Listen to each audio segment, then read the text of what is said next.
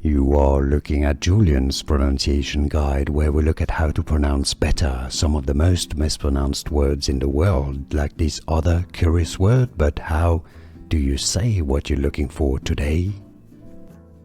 We are looking at how to pronounce the name of the city in Sweden, as well as how to say more Swedish vocabulary too many people mispronounce. Stay tuned to the channel to learn more.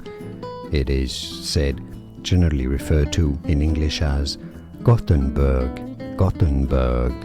Now, if you want to know how it is originally said and written in Swedish, here is a video right here for you on your top left corner.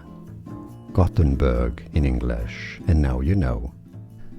Here are more videos on how to pronounce more confusing words and names too many mispronounced. Like this video if you found it useful. I appreciate your support. I'll see you soon, and thanks for watching.